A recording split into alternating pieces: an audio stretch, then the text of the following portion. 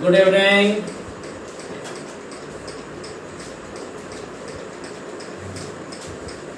हम लोग chemistry nomenclature में 3 पार्ट हम लोग देख चुके हैं। 3 पार्ट जिसको हम लोगों ने 2 हेडिंग के अंतर्गत पढ़ा था। एक हमने देखा ऑर्गेनिक कंपाउंड का नाम लिखने में वर्ड रूट के बारे में देख लिया हमने। ये हमने आपको पार्ट 1 में बताया था, और पार्ट 1 में ही इसके साथ साथ हमने देख लिया था प्राइमरी सफिक्स के बारे में। ठीक है। और पार्ट 2 में हमने आपको बताया था सेकेंडरी सफिक्स के बारे में। यहां तक हम लोग देख चुके हैं, और इन तीनों से जो मिलाकर के एक सूत्र बनता है नाम लिखने के लिए, ये था word root plus primary suffix plus secondary suffix. Example इस पर एक हम आज कर देते हैं, इसके बाद हम लोग आगे बढ़ेंगे। यहां पर एक नया एग्जाम्पल हम आपको सेट करके देते हैं। जैसे में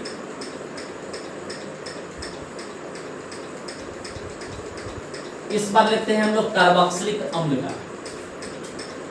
ये कार्बोक्सिलिक अम्ल का सूत्र है। तो सबसे पहले हम लोग देखेंगे वर्ड रूट के बारे में। तो वर्ड रूट से हमको कार्बन की संख्या का पता करना है, और कार्बन की संख्या गिनती करेंगे जहां से आपको फंक्शनल ग्रुप स्टार्ट होता है। एक बात और ध्यान दे लेंगे हम लोग, यदि फंक्शनल ग्रुप में पहले से कार्बन उपस्थित है तो वहां से नंबर 1, और किनारे में है। फंक्शनल ग्रुप में पहले से कार्बन उपस्थित है और यदि वो किनारे में है तो पहला नंबर ऑफ कार्बन उसी स्थान पर देंगे। ये दूसरा होगा, ये तीसरा। फिर से मैं एक बात दोहरा देता हूं कि जब भी किसी फंक्शनल ग्रुप में पहले से कार्बन उपस्थित रहे और वह किनारे में हो तो कार्बन की संख्या की गिनती वहीं से प्रारंभ करेंगे, कोई दूसरा डाउट नहीं। ठीक है। तो 1 यहां हो गया, 2 यहां हो गया, 3 यहां हो गया, तो कार्बन की संख्या कितनी हो गई? 3। अब इसका हम लिख सकते हैं इस तरह से, बाकी हाइड्रोजन से अगर जोड़ते हैं तो यहां पर C2H5 देख लीजिए, 2 कार्बन इधर है तो C2H5 हो गया, और COOH ये संघनित सूत्र है। ये क्या है? संघनित सूत्र कहते हैं इसको, संघनित सूत्र है ये। अब कुल मिलाकर के कार्बन की संख्या 3, तो 3 कार्बन के लिए क्या हो गया यहाँ पर? प्रो। उसके बाद प्राइमरी सफिक्स कार्बन कार्बन के बीच बंधन को बताता है। सिंगल बॉन्ड है, सिंगल बॉन्ड है तो यहाँ पर क्या हो जाएगा?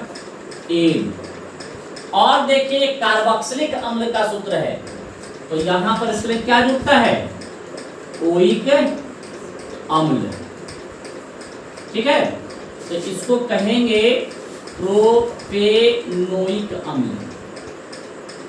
क्या कहेंगे इसको? प्रोपेनोइक अम्ल कहेंगे। ठीक है। अब इसी को अगर हम अंग्रेजी में लिखना शुरू करें तो प्रो प्लस ANE, ठीक है, और यहां पर क्या हो जाएगा? Oic acid. अब एक बात ध्यान दीजिए, यहां पर N के अंत में E वॉवेल है, और यहां पर ओइक एसिड के प्रारंभ में वॉवेल है O। तो पहले वॉवेल को हटा करके दूसरे वॉवेल को जोड़ देते हैं, तब इसका नाम हो जाएगा प्रोपेनोइक अम्ल। सॉरी, प्रोपेन लिखेंगे पहले, प्रोपेनोइक एसिड, इस प्रकार से इसका नाम लिखा था। यहां तक हम लोग सीख चुके हैं। अब हम लोग देखेंगे प्रीफिक्स के बारे में। हम लोग को आगे बढ़ना है। आज हम लोग प्रीफिक्स की जानकारी लेंगे। प्रीफिक्स में भी ये दो भाग होता है। कितना भाग है? दो भाग है। पहला है प्राइमरी प्रीफिक्स। क्या है? Primary prefix. और प्राइमरी प्रीफिक्स में सिंगल वर्ड यूज होता है साइक्लो। यानी कि यदि कोई कंपाउंड साइकिल फॉर्म में है, साइक्लिक फॉर्म में है, तो वहां पर वर्ड यूज करेंगे साइक्लो। किस रूप में? प्राइमरी प्रीफिक्स के रूप में। ठीक है। अब यहां से फिर से एक सूत्र बनेगा। सूत्र क्या होगा? नाम लिखने के लिए पहला प्राइमरी प्रीफिक्स, फिर होगा वर्ड रूट, फिर हो जाएगा आपको प्राइमरी सफिक्स, फिर हो जाएगा सेकेंडरी सफिक्स। ये एक नया सूत्र बन गया नाम लिखने के लिए। जैसे मैं इसका एग्जांपल अगर देना चाहेंगे तो देखो इस प्रकार से यहां पर ये दिया है। यहां पर हाइड्रोजन, हाइड्रोजन, कार्बन का कितना बंधन? तो 4 बंधन पूरा होता है। 2 बंधन तो यहाँ कार्बन आपस में जुड़कर कर रहा है, बाकी 2 बंधन हाइड्रोजन से। तो यहाँ पर साइक्लिक फॉर्म में हो गया C3H6, लेकिन ये साइक्लिक फॉर्म में है। किस फॉर्म में है? तो साइक्लिक फॉर्म में है, तो सबसे पहले प्राइमरी प्रीफिक्स के रूप में क्या लिखेंगे? साइक्लो। क्या लिखेंगे? साइक्लो प्लस वर्ड रूट के रूप में क्या लिखेंगे? क्या कार्बन है? 3 है, तो क्या लिखेंगे इसमें? प्रोप। उसके बाद प्राइमरी सफिक्स, कार्बन कार्बन के बीच बंधन कितना है? सिंगल बॉन्ड है, तो यहां पर क्या होगा? एन। सेकेंडरी सफिक्स इसमें है? नहीं है, तो इसके बारे में हम लोग यहां पर नहीं लिखते। यहां पर नाम क्या होगा इसका? साइक्लोप्रोपेन। क्या नाम हो गया? साइक्लोप्रोपेन। इसी को अगर दूसरी भाषा में अंग्रेजी में लिखेंगे तो साइक्लो प्रोप और जोड़ ANE, क्या हो जाएगा यहां पर? साइक्लोप्रोपेन। क्लियर है? चलिए नोट कीजिए जल्दी से, तो आगे बढ़ेंगे। इसको भी आप लोग देख लेंगे।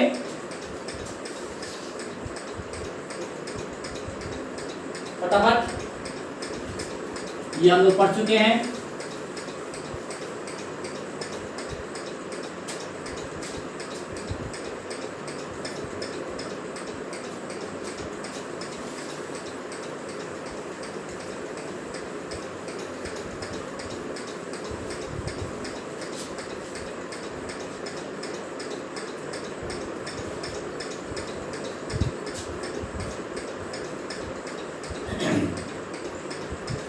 एक एग्जाम्पल और देते हैं।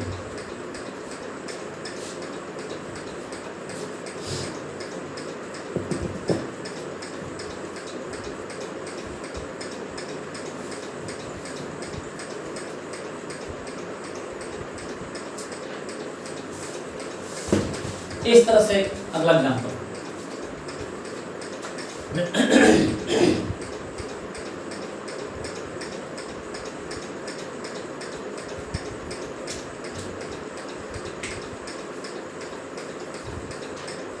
अब यहां पर ध्यान दीजिएगा,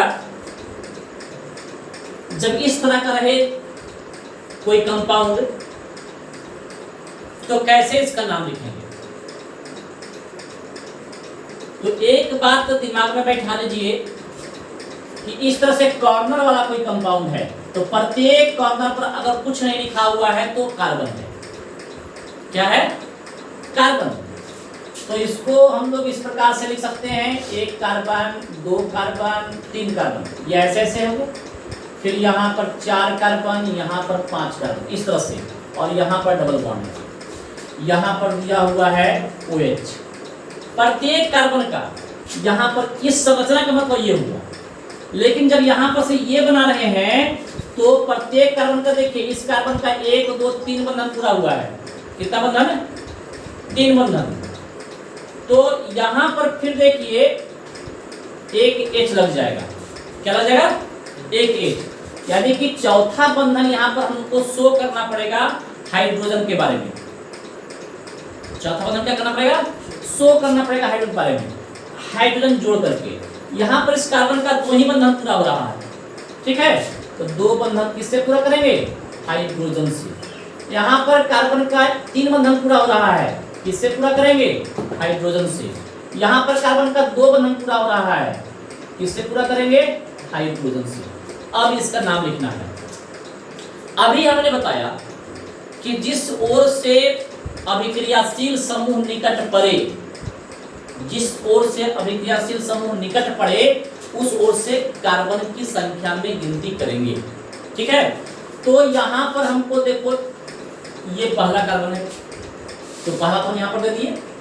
अब उसके बाद देखना है कि डबल बॉन्ड जो है वो किस ओर से निकट पड़ रहा है। तो यहां पर एक कार्बन तो 2 और तीसरा पर इधर से है, यहां पर एक कार्बन तो 2 और तीसरा यहां पर से है, क्लियर। तो किसी ओर से भी हम कर सकते हैं। तो यहां पर रहते हैं 1 2 3 4 और ये क्या हो गया? 5 कार्बन, यानी कंपाउंड कितने कार्बन का है? 5 कार्बन का है। अब इसका नाम लिखेंगे, जो सूत्र है इसी सूत्र पर चलेगा। प्राइमरी प्रीफिक्स के रूप में क्या लिख देंगे? साइक्लो। क्या लिख देंगे? साइक्लो प्लस वर्ड रूप में कितना कार्बन है? 5 कार्बन है, तो क्या हो जाएगा? पेंट। कार्बन कार्बन के बीच बंधन कितना है? सभी जगह सिंगल बॉन्ड है, लेकिन यहां पर क्या है? डबल बॉन्ड है, तो प्राथमिकता इसकी हो जाएगी, सिंगल बॉन्ड की प्राथमिकता खत्म। सिंगल बॉन्ड की गिनती इसमें हम लोग नहीं करेंगे। डबल बॉन्ड है, कितना नंबर कार्बन पर है? तीसरा। तो संख्या देकर कार्बन की संख्या जहां पर ट्रिपल डबल बॉन्ड शुरू हो रहा है उसकी संख्या देंगे और तब इन लिखेंगे। डबल बॉन्ड क्या होता है? इन। तो यहां पर तीसरा कार्बन पर है तो 3 इन कर देंगे, ठीक है। और अल्कोहल कितने? यहां पर अल्कोहल ना है, उसके बाद देखो कौन है? प्राइमरी सफिक्स हो गया, उसका क्या है? Secondary suffix. सेकेंडरी सफिक्स के रूप में क्या है? यहां पर OH अल्कोहल का है। अल्कोहल के सेकेंडरी सफिक्स में क्या जोड़ते हैं? ऑल। क्या जोड़ते हैं? ऑल। कितने नंबर कार्बन पर है?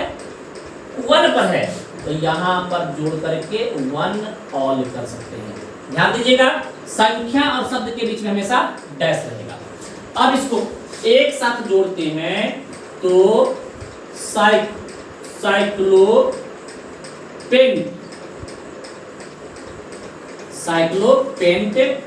3 इन 1 ऑन, ठीक है।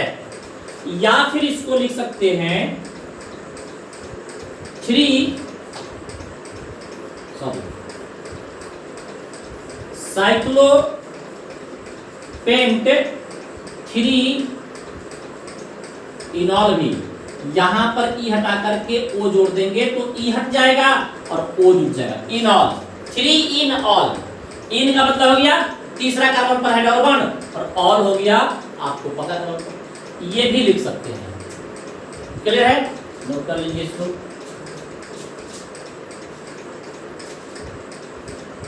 इस प्रकार 2 एग्जाम्पल हमने इसमें बताया, इसी प्रकार से लिखेंगे। जब भी साइक्लिक यौगिक रहेगा, साइक्लिक कंपाउंड रहेगा, तो प्राइमरी प्रीफिक्स को हम लोग जोड़ देते हैं।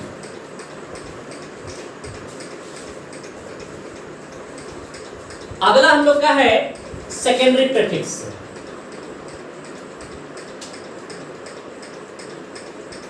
सेकेंडरी प्रीफिक्स क्या होता है? तो यह देखो, हाइड्रोजन को हटा करके यदि कोई दूसरा यौगिक, दूसरा एटम, दूसरा रेडिकल आए तो उसको लिखा जाता है हाइड्रोजन को हटा करके, इसलिए इसको सब्स्टिट्यूट भी कहते हैं। क्या कहते हैं? सब्स्टिट्यूट ऑफ हाइड्रोजन, ठीक है। यानी कि हाइड्रोजन के प्रतिस्थापक, ठीक है, समझ रहे हैं आपको? प्रतिस्थापक, सब्स्टिट्यूट, एक को हटा करके उसके स्थान को ग्रहण करने वाला सब्स्टिट्यूट कहता है। अब सेकेंडरी प्रीफिक्स में कौन कौन से ऐसे तत्व हैं, कौन कौन से ऐसे पदार्थ हैं जो कि आते हैं इसके अंतर्गत। तो सबसे पहला आपको यहां पर देखिए लिखाता है इसको फ्लूरो, सेकेंडरी प्रेफिक्स के रूप में एफ रहेगा। Cl क्लोरो,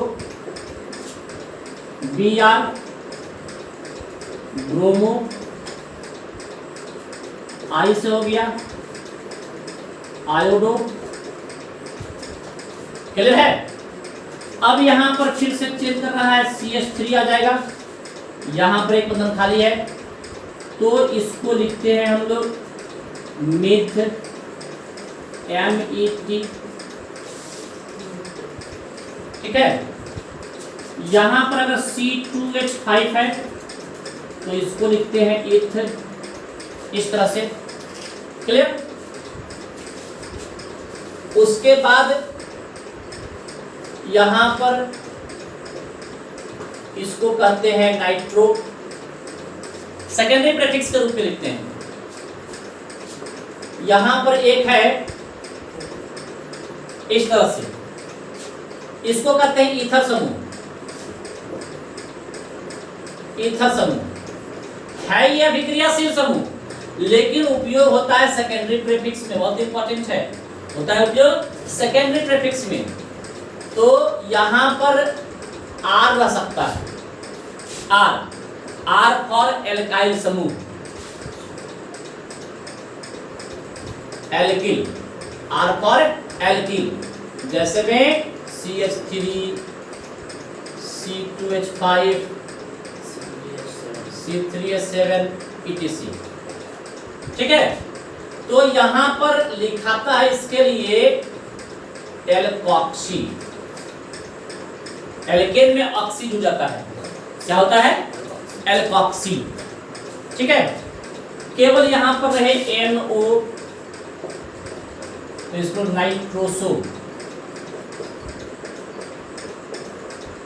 क्या होता है यहां पर नाइट्रोसो, यहां पर नाइट्रो, यहां पर नाइट्रोसो। तो ये सब जो है आपको सेकेंडरी प्रेफिक्स के रूप में उपयोग होता है। समझ रहे बात को, इसको नोट कर लिए हैं। अब यहां पर एक नया सूत्र बनेगा, फिर से लास्ट जो है फाइनल जो फॉर्मूला केमिकल कंपाउंड को लिखने के लिए आता है वो देख लीजिए। अब फिर से सूत्र फाइनल है ये। सबसे पहले सेकेंडरी प्रेफिक्स, उसके बाद अगर उपस्थित है तो प्राइमरी प्रेफिक्स, उसके बाद वर्ड रूट, उसके बाद प्राइमरी सफिक्स और तब लास्ट में सेकेंडरी सफिक्स। इतना मिलकर के कंप्लीट होता है आपके नोमेनक्लेचर का फाइनल फार्मूला। क्लियर है। जैसे में एग्जाम्पल दे रहे हैं आपको,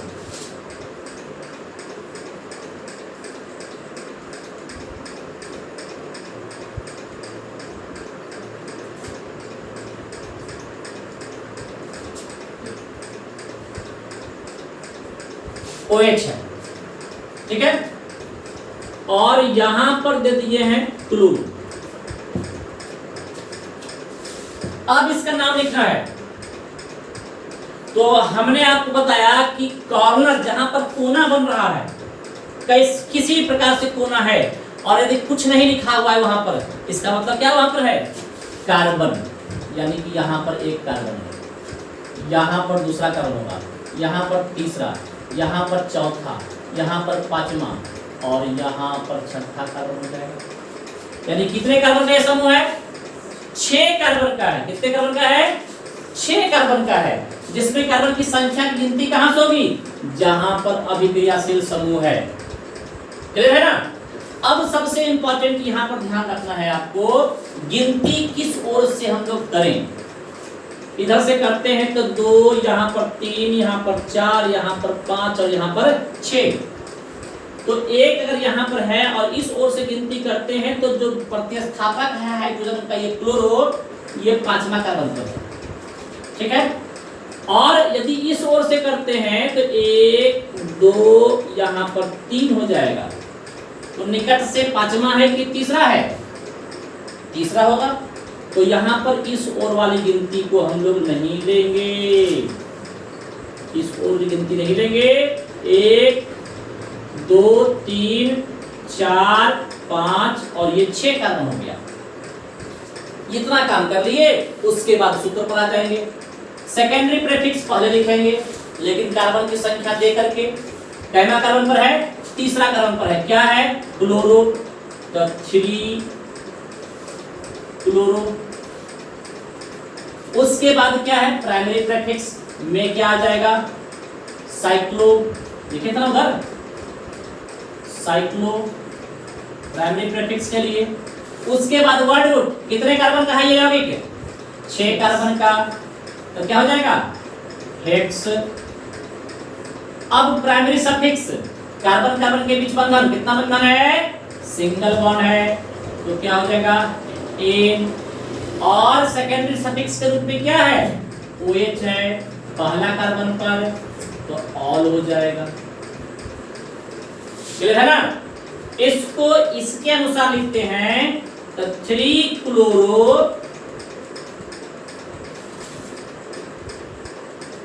साइक्लो हेक्सेन 1 ऑल। क्या हो जाएगा? 3 क्लोरो साइक्लो हेक्सेन 1 ऑल। या फिर इसको लिख सकते हैं 3 क्लोरो साइक्लो हेक्सेनॉल 1 को नहीं भी लिखेंगे तो काम चले। ये इसका नाम हो गया।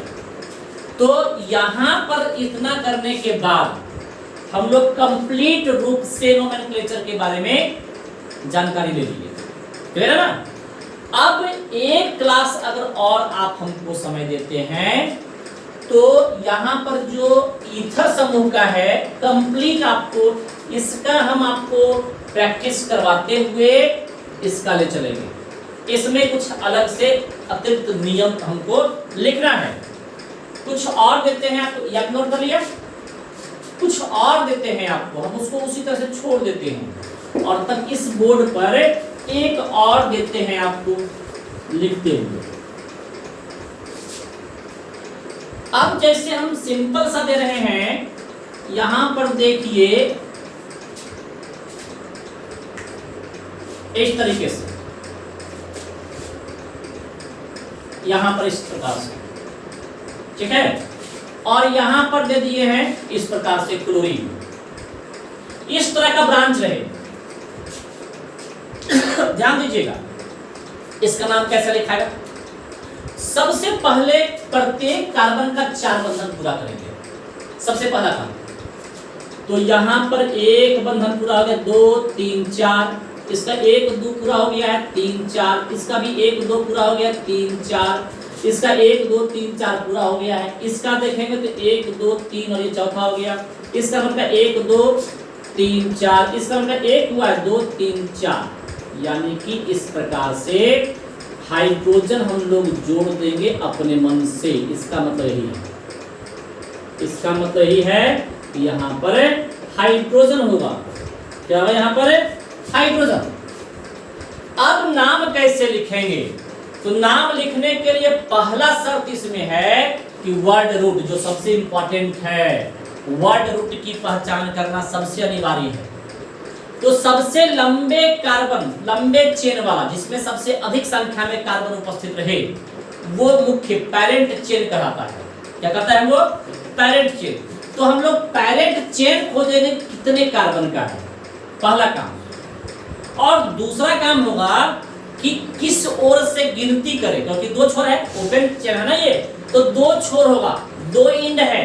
तो किस तरफ से हम लोग, किस ओर से, किस कार्बन की संख्या से पहला कार्बन हम लिखें, ये 2 काम सबसे पहले करना है। तो देखेंगे हम लोग कि सबसे अधिक कार्बन कितना है इसमें जो लंबा चेन है। आपका कहना होगा 5 कार्बन, यानी कि किनारे में देखते 1 2 3 4 5, यही ना आता है। लेकिन यहाँ पर आपके द्वारा गलती होगी। हमारा कहना है कि अगर हम यहां से स्टार्ट करें तो 1 2, यहाँ तो आपने देखे 5 कार्बन का है, तो हम इस ओर से लिखते हैं। हाँ 1 2 ठीक है, 3 4 5 6, लंबा चेन बन रहा है ना, कहीं पर ब्रेक क्लियर रहा है। तो 5 कार्बन बड़ा है कि 6 कार्बन? 6 कार्बन बड़ा हुआ, 1 2 3 4 5 6, तो पैरेंट चेन हो जाएगा 6 कार्बन का, यानी कि ये आपका गलत है। ये 5 कार्बन वाला होगा? नहीं होगा। क्लियर है? अब कार्बन की संख्या सबसे मैक्सिमम कितने कार्बन के चेन में है? 6 कार्बन के चेन का है सबसे लंबा, ये पैरेंट हो गया, यानी कि वर्ड रूट में हम लोग दिए 6 कार्बन है। अब यहाँ पर 6 कार्बन के बाद देखिए घेरा हम डाल रहे हैं, ये ब्रांच है और यहाँ पर ये ब्रांच है, दोनों ब्रांच है। संयोग की बात है कि दोनों यहाँ पर तीसरा कार्बन पर ही है। ठीक है, अब नाम लिखने से पहले कुछ कंफ्यूजन होता है, उसको हम क्लियर करते हैं। एक यहाँ पर तीसरा कार्बन पर मिथाइल है, क्या है ये? मिथाइल, CH3 से होता है मिथाइल, और यहाँ पर Cl से क्या है? क्लोरो। हम हिंदी में लिख रहे हैं, लेकिन आप अंग्रेजी के वर्ड में जाएंगे तो मिथाइल का किससे स्टार्ट होता है? M से, अब क्लोरो का किससे स्टार्ट होता है? C से। तो अब अल्फाबेट में जाएंगे हम लोग कि पहले M आएगा कि पहले C आएगा? पहले C आएगा, तो पहले C वाले का नाम लिखेंगे, अल्फाबेट के आधार पर लिखते हैं। यदि सेकेंडरी प्रीफिक्स 1 से अधिक है और भिन्न है तो उनका नाम अल्फाबेट के आधार पर लिखते हैं। ठीक है, लेकिन अगर यहाँ पर मिथाइल है, यहाँ पर भी CH3 होता, तो 2 मिथाइल होता, तो उसमें डाई मिथाइल संख्या के साथ देखिए 3 पर मिथाइल, फिर 3 पर मिथाइल, तो 3 डाई मिथाइल। ये भी हो सकता था कि मिथाइल यहाँ पर नहीं बल्कि क्लोरीन ही होता, तो 3 क्लोरीन और 3 क्लोरीन, तो 3 डाई क्लोरीन हो जाता है, डाई क्लोरो लिखा था, 3 डाई क्लोरो। लेकिन यहाँ पर एक मिथाइल है और एक क्लोरीन है, क्लोरो, तो क्लोरो में C पहले आता है, मिथाइल का M बाद में आता है अल्फाबेट में। तो अल्फाबेट के क्रम में लिखते हैं, पहले किसका नाम लिखाएगा? क्लोरो का। किसका लिखाएगा? क्लोरो का। तो यहाँ पर सेकेंडरी प्रीफिक्स में 2 है, एक मिथाइल एक क्लोरो, तो तीसरा कार्बन पर है क्लोरो। अब फिर है एक तीसरे पर ही, तो 3 मिथाइल। ये 2 वर्ड हो गया सेकेंडरी प्रीफिक्स के लिए। अब बोलिए प्राइमरी प्रीफिक्स यहाँ लिखाएगा? लिखाएगा जी? नहीं लिखाएगा, क्योंकि साइक्लिक यौगिक नहीं है, साइक्लिक कंपाउंड नहीं है, इसलिए इसका उपयोग यहाँ पर नहीं होगा। अब वर्ड रूट कितने कार्बन का है? 6 कार्बन का है, तो यहाँ पर क्या हो जाएगा? हेक्स। ठीक है, अब यहाँ पर प्राइमरी सफिक्स क्या होगा? प्राइमरी सफिक्स कार्बन कार्बन के बीच बंधन, तो सभी जगह सिंगल बॉन्ड है, सभी जगह क्या है? सिंगल बॉन्ड है, तो क्या हो जाएगा? यहाँ पर एन हो जाएगा।